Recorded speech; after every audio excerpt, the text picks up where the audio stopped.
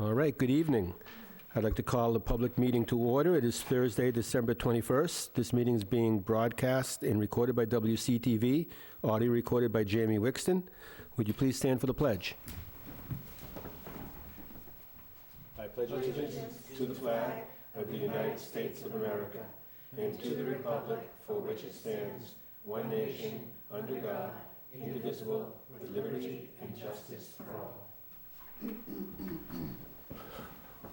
Welcome, everyone. Wish you happy holidays, and also hopeful that we can have a briskly paced meeting this evening. We're going to start with public participation. Does anyone from the public wish to address the committee? Would you mind coming to the microphone, please? Thank you. I apologize. It's my first time doing this. No problem. Okay. I wrote everything down that I can remember that I need to go over. Could you please state your name also? Oh, I'm sorry. My name is Siobhan Dowland. I've been a resident for Wareham for 41 years. Thank you. I have 2 kids in the school system. Okay.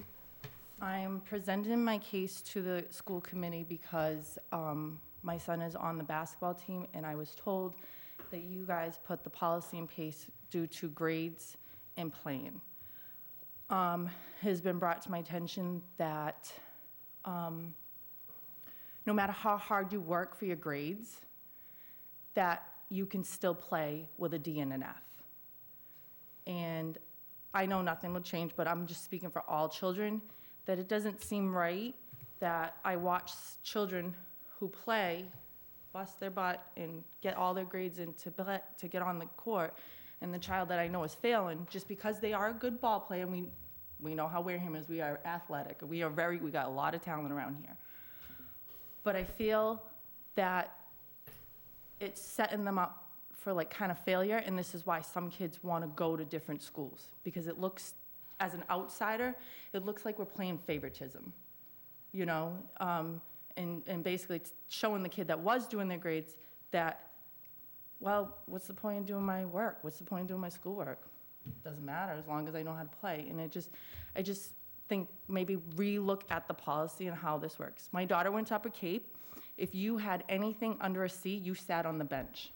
No matter if you were a good player, the next Kobe Bryant or whatever, you sat on the bench because grades came first before sports. And I just want to address that. And I did speak to the athletic director, and he belittled my son and myself, but that's why I'm here today. Mr. Sweat. I'm a coach. I greatly appreciate what you're saying. I will also tell you, I know we're not supposed to have a back and forth because that's not the rule, although there is a policy about a hearing, which you're welcome to come back to, and then we can have that back and forth. But I know for a fact, while I've been on the school committee, we actually raised the standards for what it takes in grades in order to play. So they used to be even lower, number one. That's not to say your point isn't valid. No. Okay. Your athletic director told me a whole different story. Well, I'm telling you the truth, and my colleagues will, I'm sure, verify this. And when we did raise the standards, we were told that we were actually, in some cases, raising the standards above other schools in the area, and my reaction was, good, okay? So I greatly appreciate what you're saying, but what I really want to understand is, how were you and your son belittled? Because when I presented to him that my son was getting very little playing time, which I understand being on the freshman team, which technically it's mostly 8th grade, but okay, that he wouldn't get much playing time. I did explain that to my son. My son knew that. But when I presented this to athletic director, he told me as long as if they have a D and an F, they can still play. I said, that doesn't make any sense. Okay, who do I talk to? School council. Then he proceeded, said, well, what is your son's name? Oh, well, he has B's and C's. Maybe you should work on that some more. Then his next comment was, maybe you should look into having him do weights or try to do more practicing. And as a single mother, that kind of hurt me because some things are not affordable to me, and my son works very hard. I mean, I have the school officers telling me how he's matured. His grades, I mean, if you looked at my kid, he gets honor roll and everything. To belittle me like that was not very nice.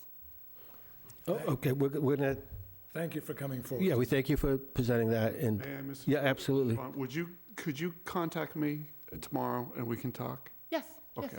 Oh, superintendent, okay, sorry, nice to meet you, I didn't. I'm very busy, I'm never here, If sorry. if you look on the website, you can get my email and we Okay. can talk. Okay, thank you. Oh, thank you so much. No, thank you. All right, thank you. Thank you. Come back anytime. All right, we'll move on to good news. Does anyone on the committee or in general want to share good news? Joyce? I just wanted to say that I saw that the middle school and the high school has brought back the honors breakfasts, which I think is great. I know that's something that went away during COVID, and I was really glad to see that they brought those back. And, you know, for those kids to get that recognition, it's really great for them, so glad to see that. Thank I you. wish the principals were here tonight to hear that, but I Andrea? just wanted to say thank you to a number of the staff at the Wareham High School. We did have a staff member who had a health crisis, and due to their quick thinking, due to their reaching out, we actually saved the life of one of our staff members. So I'd love to go into more detail, but I can't. But I just want to say thank you to them, and we're very fortunate to have a staff that takes care of each other, as they did, and our students. Was this a Heimlich? No. Thank you. Agreed. Other good news. Brennan? Well, actually, I just wanted to bring up, because I know my son's involved with it, at the high school, for any parents watching, they're doing the capstone program, which you've heard us discuss here. Permission slips are due tomorrow. Make sure you pass it in, because there's going to be an opportunity for seniors to, instead of doing the regular senior portfolio, to do kind of a self-guided project. I know my son is very enthusiastic about doing the pilot program, and I'm hoping that a lot more students join in so that this can be very successful. So just wanted to remind parents, you know, check your kids' backpacks. If you see a permission slip in there, make sure it gets signed and in by tomorrow. Thank you. Thank you. All right. We do not have our student representative here this evening, so we'll move on to the school nurse appointment. Dr. DeAndrea? Thank you. I would like to introduce to you Kayla Blunt. She, as you may know, Sue Akins here at the middle school is retiring, and That's quite a loss. it is. And Danielle Ambrose will be moving from the elementary school to the middle school to take Sue's position.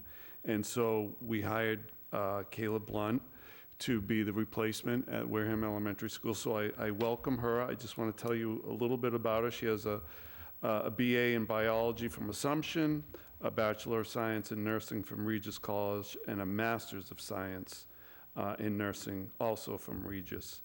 She is currently a school nurse in the Southbridge Public Schools. She's a registered nurse. She's DESE certified.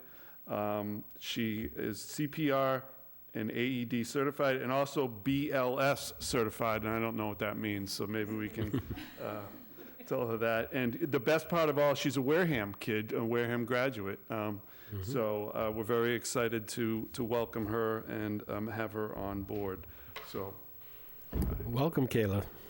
Nice seeing you again. see you. and I just, so the school committee needs to approve the hiring of course, the superintendent, but also the assistant superintendent, the director of finance, the director of student support services, and the nurse.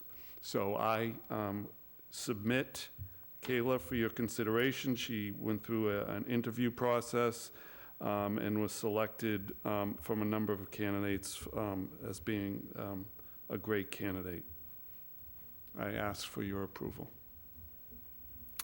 Joyce? I just want to say that I'm so glad that you mentioned the Wareham connection, because that wasn't on your resume. I understand it falls off after a little while, but that's a really important piece. So I was really happy to hear him say that, and happy to welcome you back to Wareham. April, and then... I was right going to down the road. ask how you got from Southbridge to Wareham, knowing the distance, but now you answered the question by saying that you were originally from Wareham, so I was going to be like, well, that's going to be one heck of a commute. So that answered that question, so welcome, thank you. Jeff? So I was blown away by your resume, but not for the reasons, although they were all good, that our superintendent mentioned, but you're a certified nurse practitioner. I am. And for those of people who are listening That's a really big deal. And it occurred to me, why are we so lucky as to have a certified nurse practitioner wanting to be our school nurse? Well, I was going to say, so a couple of years ago when COVID hit, things kind of changed in the medical world. In the pediatric field that I was in, unfortunately, a lot of people did not want to bring their children in. So I was getting like less hours at work. So I went to look for a job that I could kind of see myself in, and I found a school nursing job, and I absolutely love it. And I decided I wanted to like move back home because my entire family is here. So I was looking for a job around here, and lo and behold, it came up. So Well, Wareham Public Schools is incredibly lucky to have Kayla wanting to work here because our children are in great hands, and welcome. thank you. Brennan? Well, I'm going to ask the hard questions. What does BLS certified mean? So it's basic life certification. So it's like kind of like first aid, basically. Good Yeah. enough. Well, I just want to say welcome back, and we are very lucky to have you. So this is great, and I would entertain a motion to appoint Kayla. So moved. Second. All in favor? Aye. Aye. Opposed? Abstained? 500. Welcome aboard officially. Thank you. Thank you. I'm very excited. Kayla.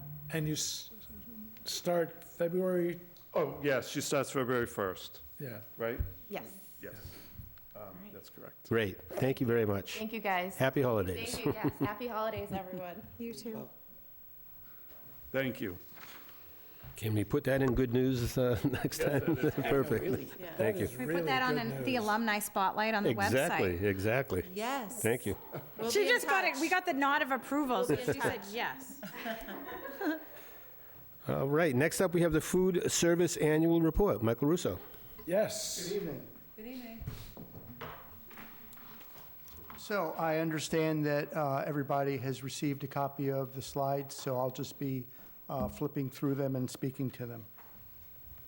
First, I wanted to speak about what was in the news a couple months ago, and that was that Governor Healy signed the state budget that included funding every year, not just this year, for universal free meals to all students K through 12 in Massachusetts. So that's great news throughout the state. That means that throughout the state, all children, regardless of income, will be able to get free breakfast and free lunch. Here in Wareham, it doesn't really change anything because we are in the community eligibility provision. And basically what that enables us to do is we have for years been providing free breakfast and free lunch for all of our students. And we are going to continue in this CEP program. We just renewed our application this past year, and it's good for 4 years. And the reason we're doing that is with us being in CEP, it has two benefits. One, even though that budget was passed that has universal free meals in other school districts that are not in CEP, they still are going to have to send home household financial applications, and people are going to have to fill out those applications and send them back in and such. We don't have to do that being in CEP. And just in case the state has a shortfall in years to come and they cancel this, which I don't think that they would, but if they did, we will safely still be in CEP and still be able to provide free breakfast and free lunch to all our students. Quick question. Yes, sir. The state appropriation for this, is it 100% state funded, or are they still getting USDA funds in order to support this universal plan? They are supplementing what the USDA funds.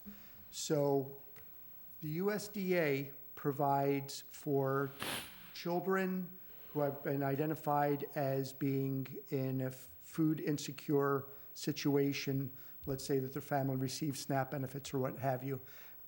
They are registered through the state, and the USDA gives a certain amount of money to the school districts through the state for those students.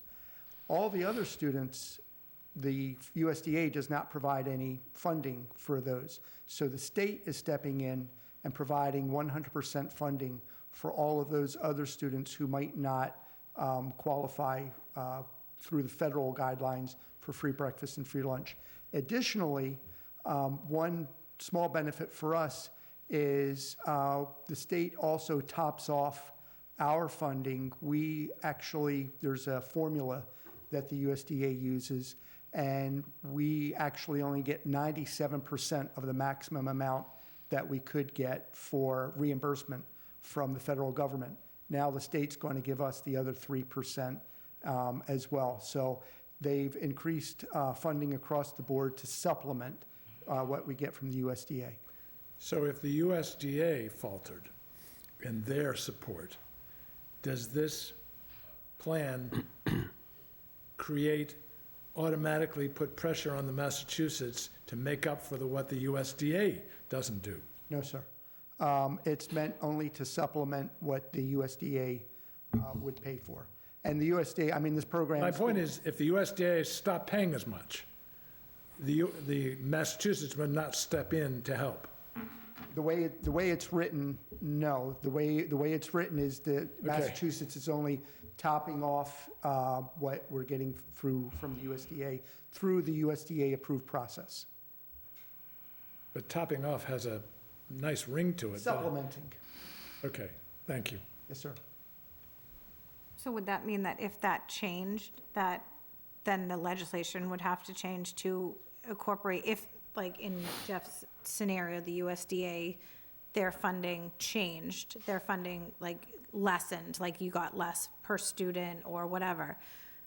If it's written now that the state will pick up the remaining balance for the students that wouldn't normally qualify under USDA, would that then be vague enough to still continue to cover that if it does change, or would you think it would have to be completely rewritten?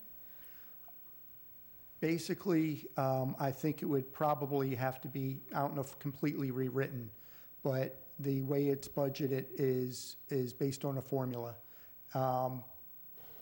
And that is basically the USDA sets what the reimbursement amount is, and the state is stepping in with funding up to that reimbursement amount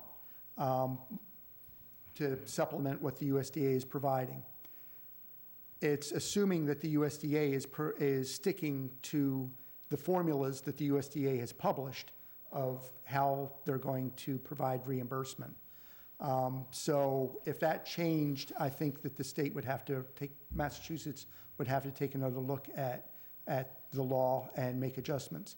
Having said that, I am 97.3% sure that that's not any type of scenario that's going to happen. I mean, this has been in place for decades, and there have been no dramatic changes in all those years. 2.7% is what scares me. Yes, sir. I have to do more research 1.7. to get to 100%. Thought it was 2.7. Wouldn't it be 1.7? 97.3 is what I said. Yeah. Okay, thank you. Okay, moving on to, Yeah. moving on to our profit and loss statement, which is a DESI term, could certainly could be a surplus and loss statement. But right now, the next slide, we're looking at school year 22-23. We started this school year with a surplus of $653,000, and you'll see that in the top left-hand side of the spreadsheet circled in green. And we had a mandate from the USDA that we have to comply with, or a regulation that says that school districts are not allowed to carry more than 3 months, or food service authorities in the school districts are not allowed to carry more than 3 months' worth of expenditures to roll it from one fiscal year to the next fiscal year. We had an overage of approximately $190,000, So DESI required us to spend that, and they require that we spend it on food service operations, food service equipment, et cetera, and we had to submit a plan and get their approval on what we spent the money on. So we did successfully spend a lot of money, and if you look at the, Didn't realize it was hard. at the bottom right-hand Did corner. Kristen approve that? Say that again? Did Kristen approve that? She gave me a friendly nod. Actually, she and the superintendent were very much involved in the process of submitting to DESI and getting all the approval process and It was a everything. joke. It was a Yes, sir. joke. I just wanted to be clear. Bottom right-hand corner, you'll see that we ended last fiscal year with a net loss of $135,000, which brought our, if you look at the balance circled right underneath that number in purple, brought our balance down to $517,000 at the end of last year, on June 30th of 2023. That money we'll see in follow-on slides what we spend it on. But that was what we needed to do. And so we basically, the max that we could have finished the school year at was $567,000 rolling to this year. We rolled $517,000, so we were under the threshold, so we were good to go. Circled in red and highlighted in red in May and June, under the expenditures, you'll see a $9,800 expenditure and a $163,000 expenditure. Those were for various pieces of equipment. The $9,800 was cafeteria tables, and then the $163,000 was kitchen equipment that we'll be seeing in follow-on slides.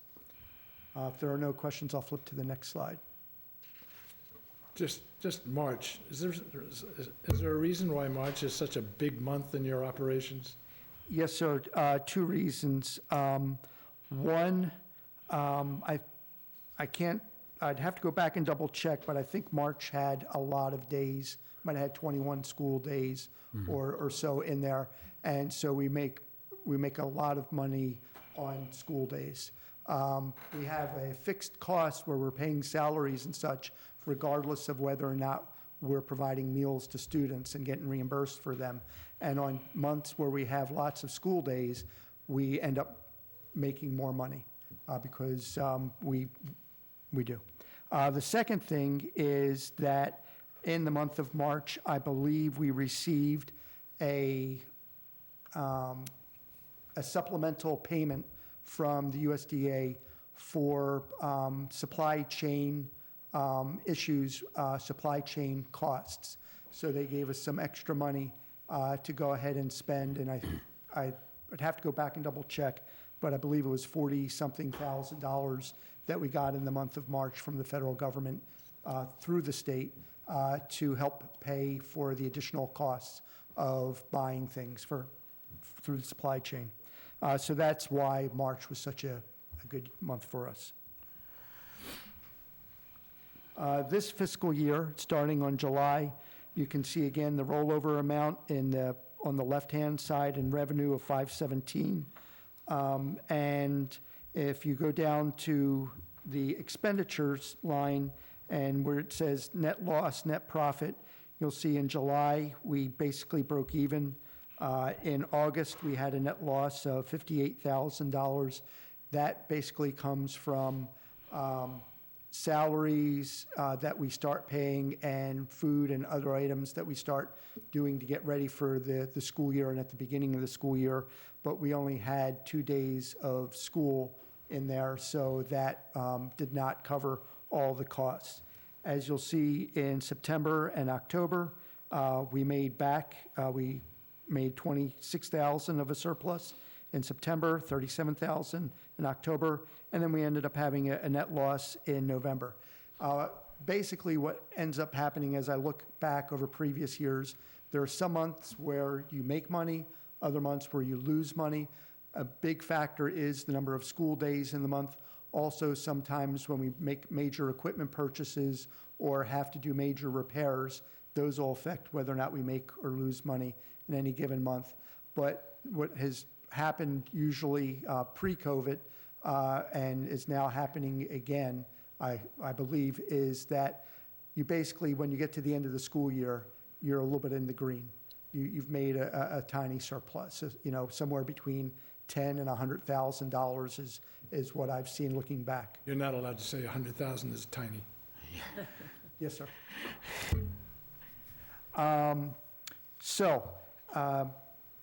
At this very moment, at the end of November, we had a balance of $502,000. That's in the bottom right-hand corner. The only other thing I would say is in the month of September, highlighted in red, you'll see that, again, we have that $9,300. That was for some more cafeteria tables. So we'll see if we can flip to the next page. Whoops. Yes, sir. Is the indirect cost, is that where Kristen takes her cut? Yes, sir. Just making sure. Okay. Yes, sir. And do you have any questions on that or how it's calculated? Nope. No? Okay, Oh, good. sir. So some of the equipment that we purchased this in 2023, this past school year, rolling into July and August, you'll see that we bought cafeteria tables for Wareham Elementary School and Wareham High School. The ones in blue were the high school. We also bought various pieces of various other appliances at all the schools. I threw in a picture of an ice machine as an example, but there were other items that we also had expenditures on in 2023, just making sure we had all the proper equipment, replacing some outdated equipment and such that were on the lower end of the scale as far as cost.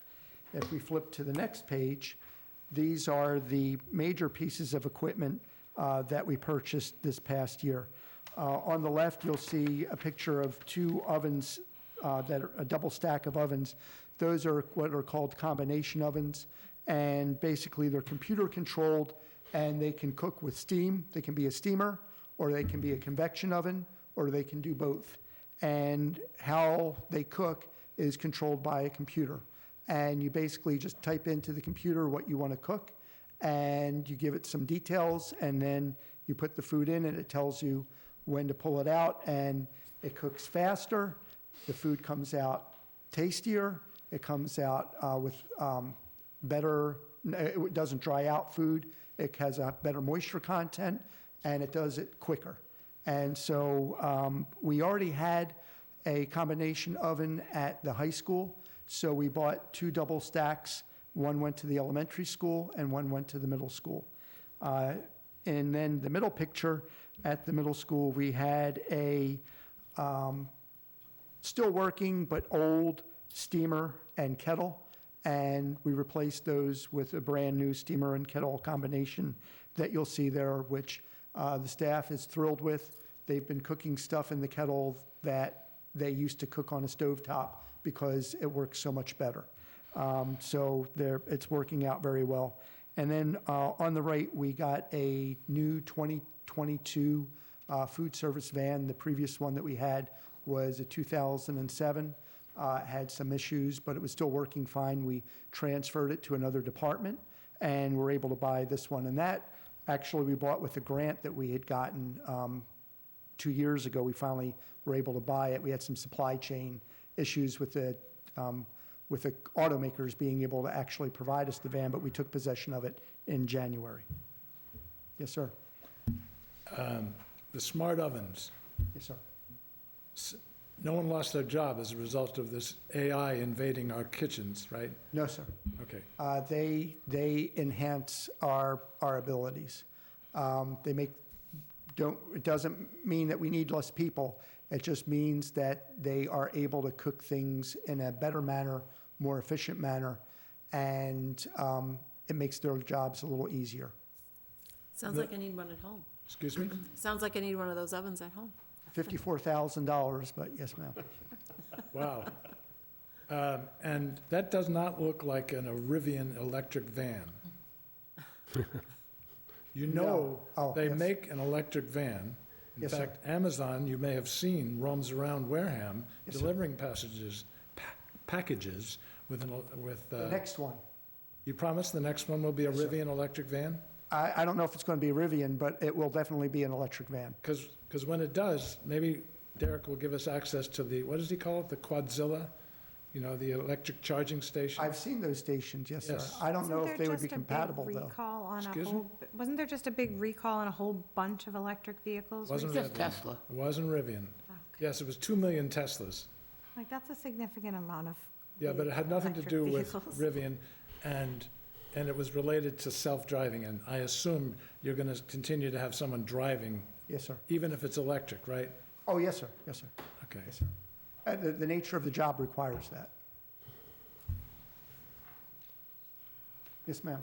I just have a question about the tables at the elementary school. Yes, ma'am. So when we built when the school was built, the furniture was part of the building of the school, right? So was there a need for more space or just a different kind of table? There were, a couple of the tables were already showing wear and tear after just one season. Wow. So there were a variety of tables there, and some of them are holding up better than others. And there were a couple that were not holding up quite as well. They were starting to break, but they weren't broken. And so the desire was to move them out and put something a little bit more durable in there. And also, these actually do add seating capacity as well. So we got rid of a couple tables, and in their footprint, we put these tables, which provide more seating. And we increased the seating capacity in the cafeteria, while also getting rid of a couple pieces of furniture that were not as well made as the others. Okay. Yeah, these look like the old school, very durable, They are. long-lasting tables. Yes. Yeah. That's a great question. That's a disturbing answer, isn't it? Well, One season, they're not Well, holding up? they were just, again, there was a variety of furniture in there, and some of them handle the wear and tear better than others.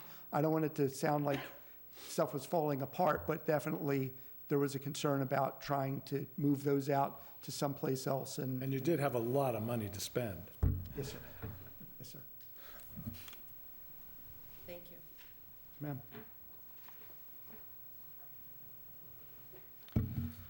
And of course, we like to touch base on our participation rates because we are always very focused on doing what we can to make sure that our students are taking advantage of the free breakfasts and the free lunches.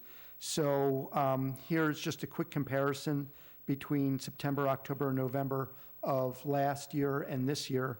The ones in shades of gray are showing the last school year, and then the red, yellow, and blue are September, October, and November of this year. So for Wareham Elementary, they were already doing pretty good in participation last year, so not a significant change in breakfast or lunch.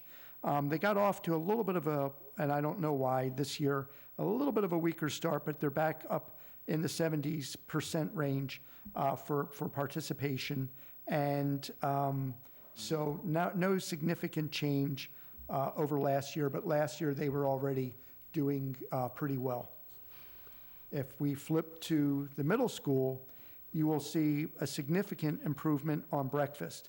They are now up in the breakfast participation rate in the 70s on participation. And with regards to lunch, they've also had a improvement. And this slide is a little unintentionally, and I didn't realize it until after I had sent you the slides. This slide actually goes up to 90% as being the top, whereas the others go up to 80, I believe. And so I have to point out that the middle school is actually in the 80% range for lunch participation. So they are doing a fantastic job on school lunch participation. And we are doing our best to replicate that at the other schools. We're not quite sure, 100% sure, why the middle schoolers like school lunch more than the elementary or high school, but we're definitely taking notes back and forth and trying to make sure that whatever they're doing over at the middle school, we're trying it out over at the other schools. And, but they are doing a fantastic job on their lunch participation rates. And then again, at the high school, there is a good improvement in breakfast, being in the 40% range at a high school compared to the other schools being in the 70% participation range, is not nowhere near as good. But for the high schoolers, you might recall from previous years when I briefed, it's always a struggle to get high school students to take the lunch. They come into school with lunches, with Dunkin' Donuts, with, Breakfast. various things, and it's just, we do our best to compete. And quite frankly, being in the 40s is a good place to be with regards to high school. For lunch, we are actually doing pretty well, having it in the 70% range as well. That's a good number for the high school. Our goal, just like at the elementary school, is to replicate the middle school, so we're doing everything we can to get to the 80% range. But 70% is a good, solid rate to be at. April, you had a question? Do you think that the dual enrollment at the high school, the fact that the kids are leaving and those students going to Bridgewater in the morning and not being physically there for breakfast is affecting that number? Or do you already take into account the students that are not physically in the building into your numbers? Because I'm wondering if you have that population that's not even physically in the building, and you deduct that if your percentage is going to shift. That's a good point, and I have to admit that I was negligent. I did not even think about the dual enrollment, the number of students going over to Bridgewater State University. I have the perception that it's in the 20s or 30s, but I might be wrong. I'd have to check with Principal Palladino, but I definitely, I have not incorporated that into my math. I have not deducted those students out, so that would positively affect, that would nudge those numbers up a little bit.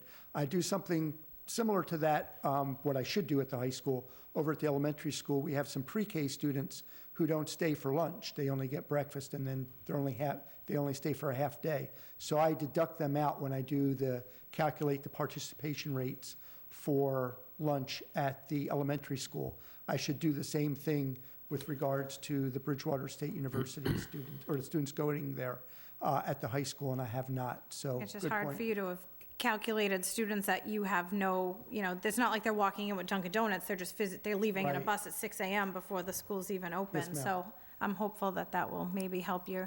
I think up that your might, 40. nudge it up a couple percentage points. So I'll definitely check on that, and thank you. You're welcome. I completely forgot about doing that. No problem. Jeff? Yeah, I think April makes a good point. I also pretty sure middle school doesn't have senior privileges. So if people are heading out of the school, to get lunch somewhere else, there's another factor that you really have no control over. Yes, sir. So I think it's a distortion, but that doesn't reflect the great job that you're doing. But I'm trying to, do you have any sense of what a good number is based on what your colleagues are achieving around the state? Yes, sir. And we had talked about, I had pulled up the numbers last year. I don't know if I have my numbers present with me. The numbers have stayed pretty much the same. So with regards to the state of Massachusetts, average breakfast participation, now there's some really good ones and some really bad ones, is in the 30s for breakfast participation. For lunch, it's in the 60% range, in the 60s. So You're doing well. we're doing better than the state average. Absolutely. But there are certainly districts that are doing much better, and some that are doing much worse. That's just a cumulative, or that's the entire state average together. I wouldn't mind personally if you showed the state average on the next time you do a graph. And by the way, there's no apology necessary for the 80% on one graph and 90% on another. I have seen y-axes distort, things. This is not a distortion. You just have to read the numbers. Yes, sir. So it's fine. Okay, thank you. Joyce? I just want to say, I always look forward to your report. 'cause So do it's such a I. Great report. But when I looked at this, the numbers, I mean, I thought, wow, what are they making for lunch and breakfast over there? Because your numbers are all up, so that's great. Yes, thank you. Yeah. We're trying new things, and some of them work. Yeah, so that's great. That was my first impression when I looked at them, that, all of Yeah, your, it's the $54,000 ovens, though. Brennan? saw the difference. I'm just curious, what happens with the surplus food? Like, whatever food isn't sold during the day, what happens with that? And is there any way that we can possibly kind of have like a take-home program for students that have food security issues? It seems like we have a surplus and a little bit extra. Is there any way that we can get that food to students at home? Yes and no. We could if we had surplus, but we really don't. We are able to recycle. So let me give you an example. Let's say that we had steak and cheese on Monday. Personal favorite. We can freeze the steak and cheese on Monday and add it on the side, as we have our main line in each kitchen and each cafeteria where it's what's on the menu. And then we have other lines. We have a salad bar, a sandwich bar. I went to Wareham, I know. Yes, sir. Yeah. So we can put in that line where we put the hamburgers and/or chicken patties.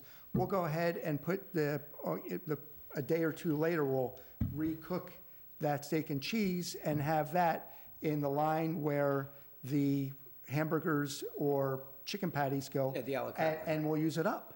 And so we're making sure we're complying with all food safety regulations, and we don't freeze it for 2 years and then thaw it out later or what have you. We try to use it, within we freeze it and then reheat it the same week, if at all possible. But there's very little food wasted in the kitchens. Now, when it gets out to the students, sometimes you see that they get their meals and a significant and very sad portion of it ends up in the trash, and we have no control over that. But from what we put out to serve the leftovers that are unserved, we're able often to recycle that food and use it and to supplement another day. And definitely, a lot of if we do have leftovers, we do look at donating it. We have in the past, we haven't in the last year, but we have in the past done donations to Damien's Food Pantry.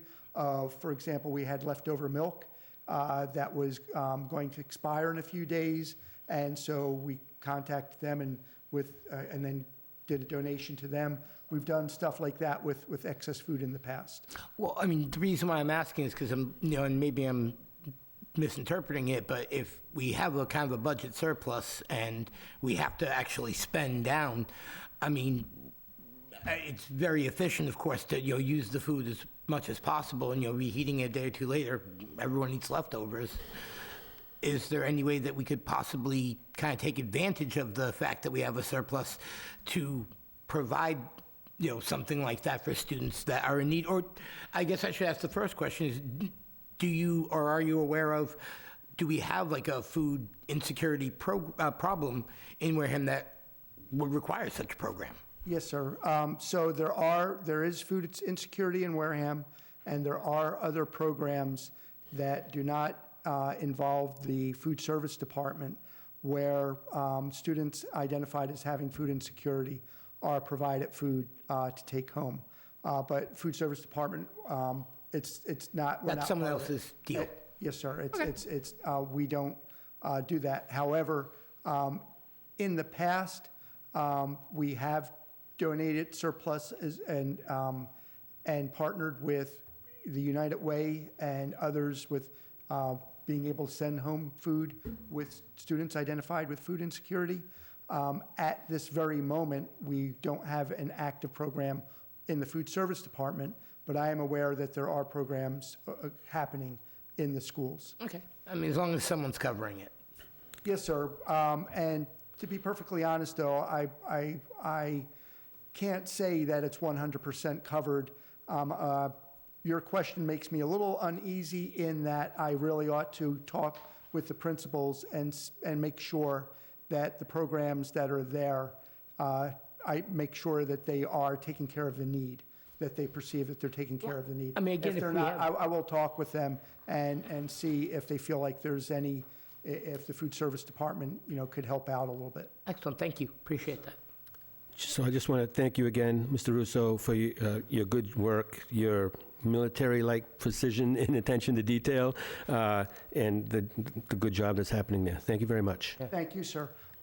Before I leave, I would just like to say that it's not me. I would like to say a thank you to not only everybody in my department. I have a fantastic staff, fantastic managers. I have cafeteria workers and cafeteria monitors and subs that identify problems and then offer solution to problems and hop on fixing things. I have a very motivated staff. And then we get great support from the top on down, from you folks, from the superintendent, from the principals, from the staff in the schools. So it's definitely a team effort. So I thank everybody. Thank you. Jeff? Quick question. Your I always enjoy your presentations. The department that you're running seems really solid, both in terms of quality as well as finances. It makes me wonder why so many school districts choose to outsource. Do you have any insights as to why that's done? I don't. All the food service directors that I work with, they don't have a outside vendor that provides the meals to the students and such. So we're part of the South Shore Purchasing Collaborative, and I meet on a monthly basis with the food service directors at 13 other school districts in our area, and they all have their own kitchens and cafeterias, and they run them. I don't really know what would motivate a school district.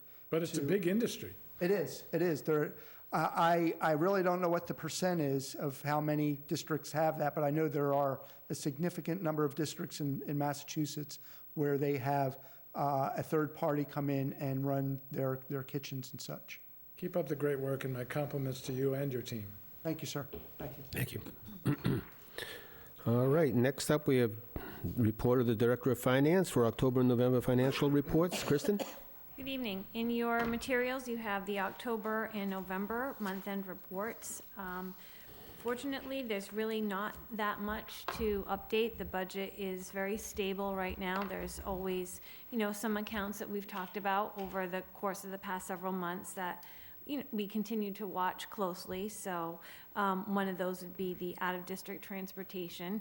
We still are getting at least a few a month of different students that are coming in as foster students or homeless students. So that is challenging for all departments and challenging for us because we, these are not things that we expect or really can budget for other than to look at, trends in the past. So right now in transportation, we are holding our own in those accounts.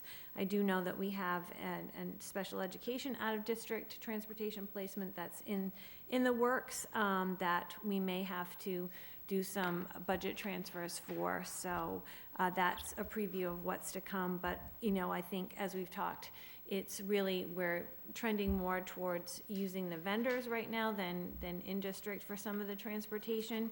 So there is money in the transportation account. So I'm not concerned, but in those specific, that's always something. And that's not anything new this year or new to Wareham. That's always, been something that I've always been concerned about. Similarly, for out-of-district placements, that's another big budget line. Right now, we're very stable in our placements, and you can see that on one of the graphs. You can see tuition to other districts in as of November 30th. It's only 67% expended. Right now, we've encumbered for our tuitions for the full year for most of the placements that we know of. But what we've seen recently is we have some students who their placements are on hold or they're not attending school or the in-between placements, so therefore we're not expending the funds, and that doesn't mean that we won't eventually.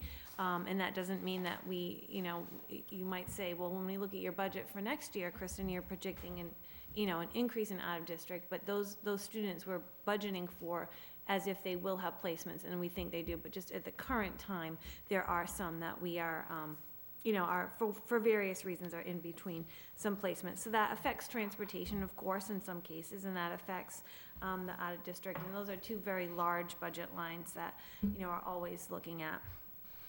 Another one is our salaries. We're very fortunate, our payroll bookkeeper updates the salary tracking just with about every payroll, so we can see, what we've expended to date in each salary line, and then projecting out through the end of the year.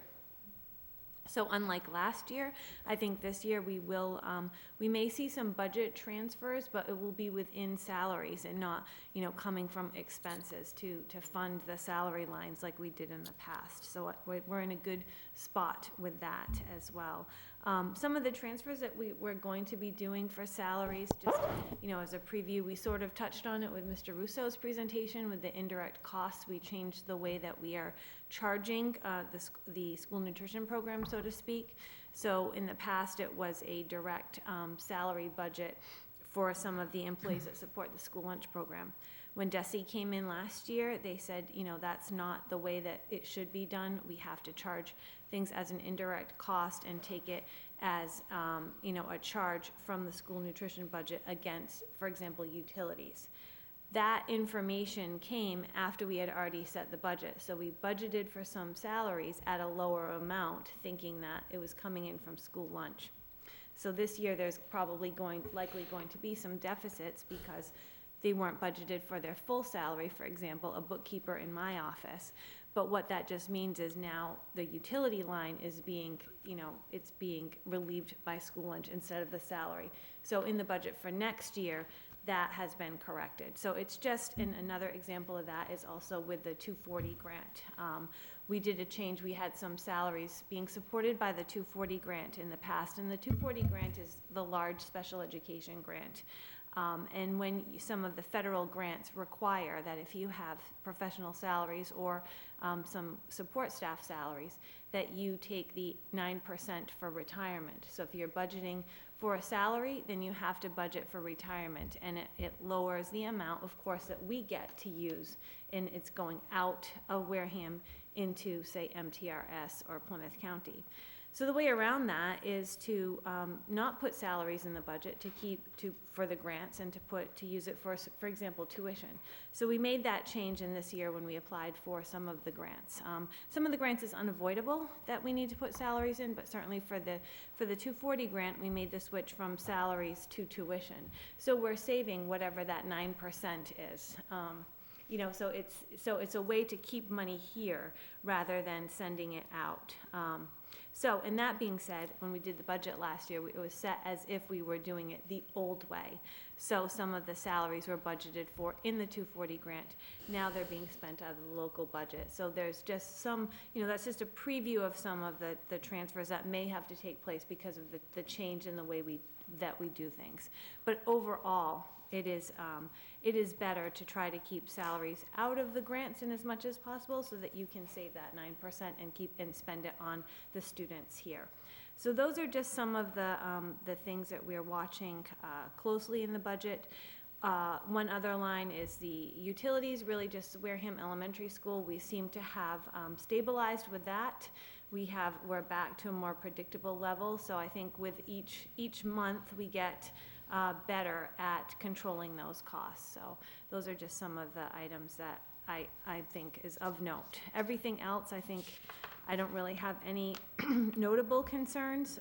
Everything else is just going as predicted. Any questions for Kristen? Jeff? My memory's a little foggy, but I think we got approved for some buses last spring. Have those buses come through? The big bus, Yeah. yes. The vans, not yet. Maria's still working. They're on the horizon. So But they're not, we don't have possession of them yet. the money exists to spend, okay? Yes. We're taking our time for whatever reason, and that's fine. And so the vans have not arrived, but the big buses have. Yes, Thank you. Thanks, Kristen. you're welcome. All right, we now have the FY '25 budget, and a vote is required on this. Correct, thank you. Yeah, we have presented to the committee the proposed FY '25 budget. Also, we had our public hearing on the budget. And I'm asking this evening for the school committee to approve a 6.73% increase over the FY '24 budget. That would be $2,255,247. That would be approximately $1 million in cuts, which would be very impactful, of course. We are currently working on reducing that through retirement savings, through attrition as people leave. We're looking very closely at those positions and looking at alternatives to hiring someone else, and we'll continue that effort to find savings. But until we get learn exactly what our Chapter 70 monies will be from the state, which we'll learn in January, I'm asking the school committee to approve a 6.73% increase. So moved. Well, I would just, okay, do I have a second? Second. Any discussion or comments before we vote? I just want to say, well, I generally not in great favor of a $1.2 million cut. We knew this had to happen. To combine metaphors, the Esser chickens are coming home to jump off the fiscal cliff. And we knew this. So going forward a few years ago, I remember saying this, okay, yeah, we know we're getting this now. We know down the road we're going to have to account for that. And that accountability is coming now. So I do understand it, and I would also favor this budget. So we have a motion, and we have a second. Jeff? Sorry. I appreciate the motion in the second. I was thinking over the last few days, if I was not on the budget subcommittee, which Joyce and I have the displeasure, and I mean, being somewhat facetious, it's not a great process to try and figure out how to save money, because it almost always involves fewer people working in our schools. And as we all know, we think we made some progress last year, and it's not a great way to make progress by cutting people. But if I was not on the budget subcommittee, how would I get comfortable voting for this budget? The only thing I can tell you is, A, the budget subcommittee has very confidentially been made aware of the plans associated with how we would achieve the $1.2 million in cuts. We also have plans, if necessary, to cut even more. Why? Because, as you all heard, right now the town is saying, maybe we'll give you $1 million more, and that 6.75 involves more than $1 million more than that. So this is, we hope, something that will evolve over the next several months, and we will be able to avoid some of the cuts that right now look are necessary. In terms of why this happened, it's a combination of several things. The ESSER money was a Band-Aid, meaning it gave us several years, and those years are over. The sort of inexorable loss of students over the last 2 decades is also a contributing factor, because fixed costs just get higher as a cost on a cost per student basis. The fact that inflation has now come back after almost 2 decades of disappearing is not a small factor as well. And most fundamentally, and this is not just the schools, town revenues are simply not rising as fast as expenses, and in particular salaries. That's just a mathematical fact, which means we're not finished with this problem. And that's kind of a discouraging thing to think about, because this is going to be very painful. I am going to reluctantly vote for this I know it's going to result in things that we don't want to do, and I'm just hoping the next step is not even worse. So I encourage you to vote for it, but the pain may not be over. Thank you. So we have a motion and a second to approve the 6.73% budget. All in favor? Aye. Opposed? Abstained? 500. Thank you, and Mr. Sweat is correct. This is going to be an ongoing conversation, and we'll keep you all posted as we go forward. All right, next up, the superintendent's report. Thank you. I will start off with, Mr. Chairman, I have 6 gifts that I'd like to ask for your approval. Should I just read through? Let's do them all at once, yes. First is $150 from Noah Young, who is from the Onset Bay Association for the Wareham Middle School Drama Club and the Wareham High School Music Department. We received hats from Bonnie Carbone to the Wareham Middle School Giving Tree, $20,000 from the Maurice and Ann Makepeace Family Foundation to provide support to the Wareham Public Schools. We received an anonymous donation of $5,000 to be used for the ASLP program. That's the Advanced Studies and Leadership Program. That is a summer program at Mass Maritime, and so that would be used to provide 10 eligible students with $500 scholarships towards attending that program. We received holiday gifts from Gifts to Give for Wareham families, and we also received from CMAS $1,000 worth of gifts valued at $1,000 for needy families in Wareham. So very, very generous this time of year. People, folks coming forward from the community to help out our students and families, and that is greatly appreciated. Motion to accept. Seconded. All in favor of accepting these generous gifts, please say aye. Aye. Opposed? Abstained? 500. Thank you. Thank you. And in the superintendent's newsletter, there's a list of payroll and bill warrants that I asked for your vote of approval. So moved. Second. All in favor? Aye. Opposed? Abstained? 500. Thank you. Thank That's you. all I have. All right, April, you're up with the report to the school committee on some recent policies. Yeah, so this was from a previous policy review committee, and because of the budget hearing, we're running these a little bit later than we would have normally voted on them. Majority of them are policies that we already have in place, and there were no changes made to these policies. They were voted to go through, but I'll go through each one. So the school committee policy development file policy, there was a no change. No changes were made to that policy, so I will accept a motion to vote on this policy as is. Jeff, question? In the third paragraph, it says, "School committee accepts the definition of policy," it doesn't say as, "set forth by the National School Boards Association."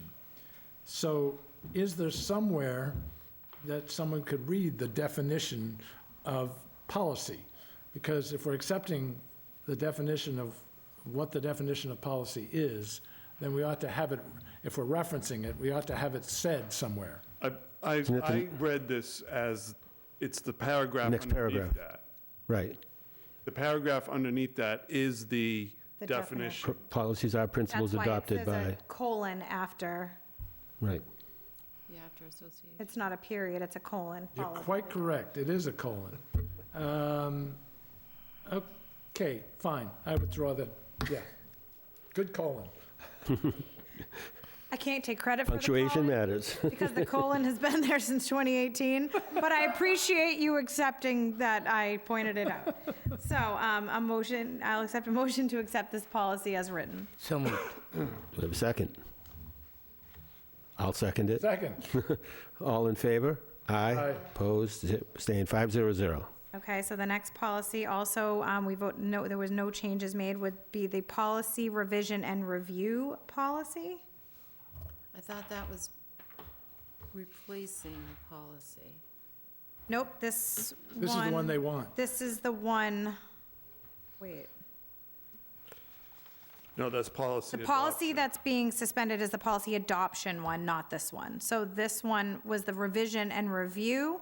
And was a little there was no confusing. change on the, I know, because they were all policies, so it was a little. Yep. They all kind of snowballed into one thing, but this one, the one that was, the next one is the policy adoption file policy would be the one where we will discuss the suspending the current one and adopting the MASC one. Oh, But okay, this sorry. one, the policy revision and review, there was no changes made to that policy. Jeff? And again, this policy was adopted in 2018. So my question is, in the first paragraph, it says, "The committee will review its policies at least every 5 years," which, to me, I always thought that was the policy. But in the very next sentence, it says, "A policy review subcommittee made up of school stakeholders reviews existing policies annually." Does anybody see a contradiction between every 5 years? No, because it's after the 5-year mark, we review those in that 5-year period that are up for review. So Jamie goes through and pulls which policies are at that 5-year mark, and those are the policies that the monthly subcommittee reviews and proceeds with. I see why you're saying that, but that action takes place annually. I don't think it's describing the policies, it's just the action of review. The defense of this isn't nearly as good as your defense of the colon. You give me some more punctuation to work with, I could make it worth your while, but this is just what we got. If nobody else is bothered by it, and then, of course, it says, "And the school committee encourages the superintendent, directs the superintendent to periodically review all policies." So we got Superintendent is at every one of my monthly meetings, as is the assistant superintendent. Kudos. So they both attend all of my meetings and suffer through me chairing something. So they get extra kudos. Hey, you 'cause do I a am great job. You are, Okay, and you take my abuse, so it's all good. We have a motion to accept?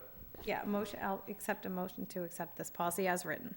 so moved? Second, All in favor? Aye. Opposed? Abstained? 500.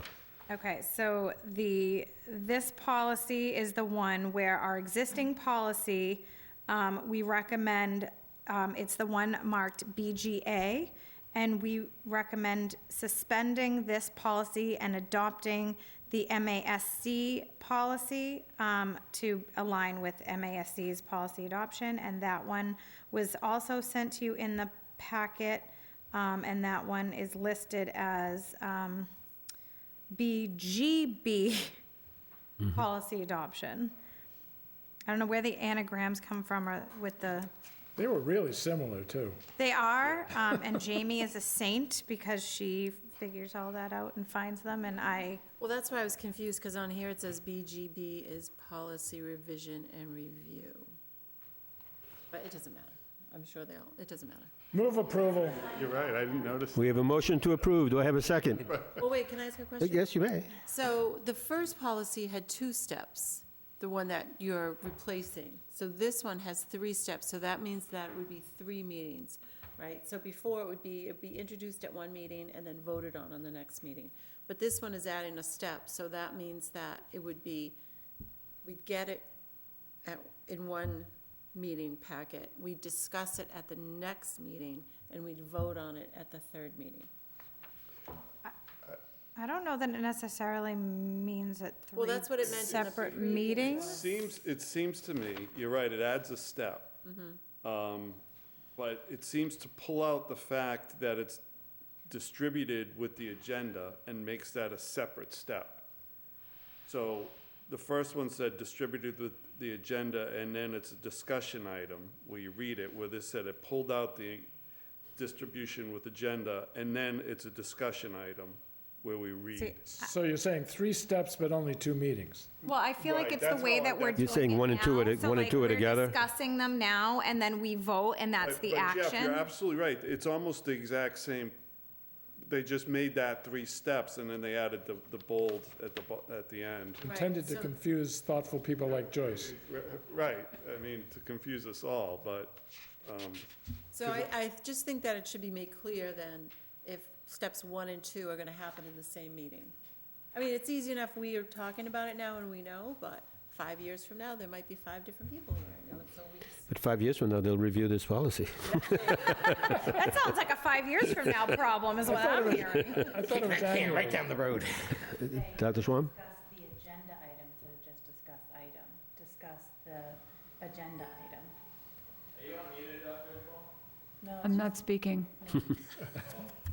I was waiting for Muted herself. the recorder. So Who was the so man Joyce, behind the you're looking curtain? to clarify that it's a 2-meeting process. Yes, just that 1 and 2 are gonna happen at the same meeting, that's all. Okay. I would think that 2 and 3 were happening at the same meeting and No, not no. 1? No, I No? don't Am think I reading it wrong? Yeah. 1 and 2. I need more caffeine. Okay, whatever you guys say. Dr. Schwam? I just wanted to add the mask citation. It's not on this, if it's voted by the school committee, on the new one, the mask citation on the bottom is not on there, and I just wanted to make sure that it's on there, because it is on the one they had prior, and it just didn't transfer. Thanks. So do we have a motion to approve with the mask citation added? So moved. Do we have Seconded. a second? All in favor? Aye. Aye. Opposed? Abstain? So I'm confused, we're not changing it to clarify it, So, or we're just do- gonna? so I was going to suggest that maybe for number 2, put discussion item, and then maybe in parentheses, meeting 1, and then action item, in parentheses, meeting Meeting 2. two. Perfect. So do I have a motion As to amended. accept as amended, thank you, with the mask citation at the bottom? So moved. Second. All in favor? Aye. Aye. Opposed? Abstained? 500. Okay, so the request for hearing with the school committee policy was tabled to a future meeting, so that one we do not have to discuss or vote on this evening because it has not been processed through the policy review committee. And the final policy was the succession of authority file, and again, that was a policy that was approved with no changes. So I would take a motion to So moved. accept that as presented. All right, we have, Did we get that for this fiscal year yet? It's given only to the chair. Oh, so he's hiding it. I'll have to file a Freedom of Information. And again, this was a policy that was I'll initially get back in adopted. 30 days. This- All right, so do I have a motion to approve? So moved. Second? All right, all in favor? Aye. Opposed? Abstained? 500. And that's all I have for policy review. Thanks to the April and the Policy Review Committee, thank you. Any other business? Great job, April. Not reasonably anticipated? Nope. Hearing none, do I have a motion to adjourn? So moved. Seconded. All in favor? Aye. Opposed? 500. Happy holidays, everyone. The meeting is adjourned. Everyone. Well.